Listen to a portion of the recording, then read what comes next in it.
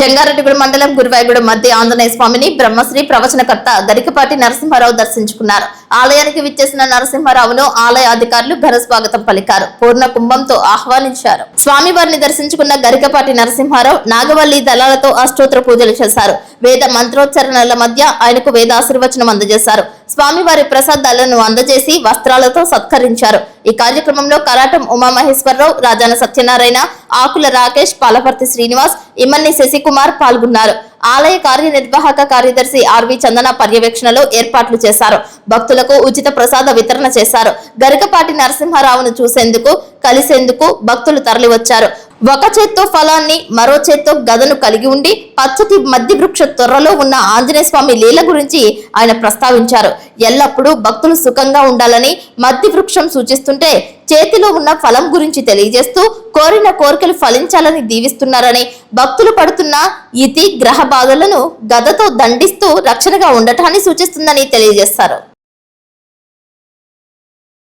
జంగారెడ్డిగూడెం మండలం గురువాయగూడెం మానస సరోవర్ విల్లాస్ ఎదురుగా డిసిసిబి మాజీ చైర్మన్ కరాటం రాంబాబు ఏర్పాటు చేసిన బ్రహ్మశ్రీ ప్రవచనకర్త బహుముఖ ప్రజ్ఞాశాలి గరికపాటి నరసింహారావు ప్రవచనం విజయవంతమైంది. భారీ స్థాయిలో భక్తులు, ప్రజలు, ఆధ్యాత్మిక చింతన కలిగిన వారందరూ తరలివచ్చారు. గరికపాటి నరసింహారావు కోరుకునే విధంగా ప్లాస్టిక్ రహితంగా చరవాణి నిషేధంతో ప్రవచనం ఏర్పాటు చేశారు. చక్కటి ఆహ్లాదకరమైన వాతావరణంలో నరసింహారావు ప్రవచనాన్ని ప్రజలు వీక్షించారు.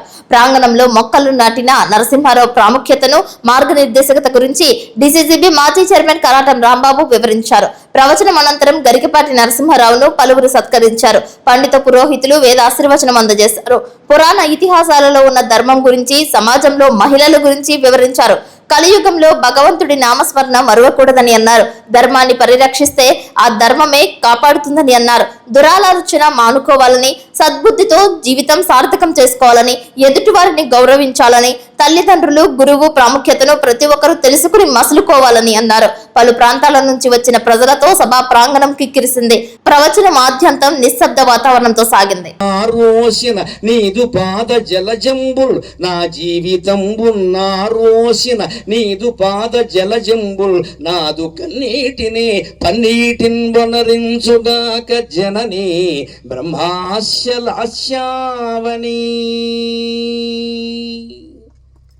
నేనే ఒక భయంకర దుఃఖంలో మంచం మీద పడుకుని సరస్వతీదేవి దగ్గర చెప్పిన పద్యం, అమ్మ నా దుఃఖాన్ని 24 గంటల్లో తొలగించింది, మీ దుఃఖాన్ని ఇంకో గంట ముందే తొలగిస్తుంది. భగవంతుని నమ్మండి, భగవంతుని నమ్మ. నేను ఏడవడానికి శంకించలా. లోకం దగ్గర ఏడిస్తే ఎవడో అంటాడు, అమ్మవారి దగ్గర ఏడవడానికి బెంగ ఏమిటండి?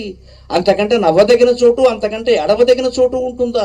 తల్లి దగ్గర మొహమాటమే ఉండదు కదా, తండ్రి దగ్గరైనా ఉంటుందేమో కానీ తల్లి దగ్గర బోరమని అడుగుతాం మనం. ఇగో అనేది ఎవరికి ఉండదు, తల్లి దగ్గర ఉండదు అసలు. ఇంకా తండ్రి దగ్గరైనా కొంచెం ఉండొచ్చు, తల్లిదండ్రుల దగ్గర ఉండదు, అందులో తల్లి దగ్గర అసలు ఉండదు. భగవంతుడు అంటే తల్లి కదా, మనకి ఇగో దీనకండి. అమ్మ గట్టిగా ఏడిస్తే బలహీనుడు ఏడుస్తున్నాడు అంటారు. కన్నీటిన్ బలహీనతంకమని లోకం వెళ్ళ భావించు. ఇది బలహీన చిహ్నమని అందరు అంటారమ్మ. కానీ ఏం చేయను, కన్నీరు ఆగట్లా. నా కన్నీటిని బలవంత పెట్టి దిగమృంగల్లీను. బలవంతంగా ఈ కన్నీటిని ఆపుకోవడం నా వల్ల కాదమ్మా. ఓ పని చేస్తా, మొక్క పెరగాలంటే నారు నీరు అంటారు కదా, నీ పాద పద్మాలు వికసించాలంటే నా కన్నీటిని నీ పాదాల మీద పోస్తానమ్మా. ఆ నీటితో నీ పాద పద్మాలు వృద్ధి చెందునుగా కానీ పద్యం రాశా. ఇష్టదేవం అనే కాదు. నా జీవితంబు నారోసిన నీదు పాద జలజంబులు. ఈ జీవితాన్ని నారు నీరు పోసింది నువ్వే కదా, నీ పాద పద్మాలే కదా. నాదు కన్నీటినే పన్నీటిన్ వనరించుగాక జనని బ్రహ్మాస్యలాస్యావని.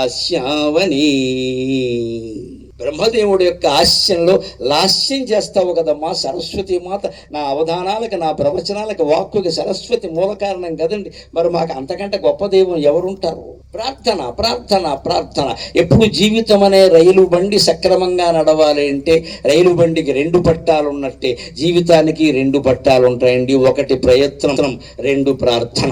ఏది మానకండి, ఏది మానకండి. ప్రయత్నం, ప్రార్థన, ప్రయత్నం, ప్రార్థన.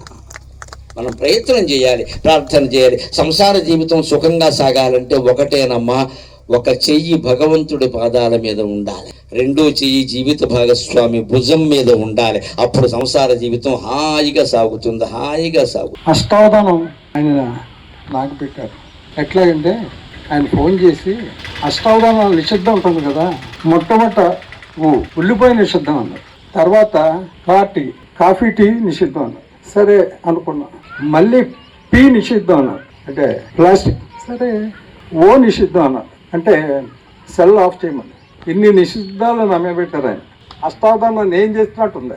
ఇవన్నీ నేను ఆనందంగా ఎన్నో, ఇంకా చెప్పారు, ఎన్నో ఆనందంగా ఒప్పుకున్నాను నేను. కానీ ఇవన్నీ కూర్చి నేను పద్యం చెప్పలేను కాబట్టి ఒకరోజు ఫోన్ చేసి దేని మీద మాట్లాడమంటారు అని అడిగి ఆయన నన్ను, అంటే నేను ఆశ్చర్యపోయాను, నన్ను అడుగుతున్నారేంటి, నా కష్టం గురించి ఒకటి చెప్పాను.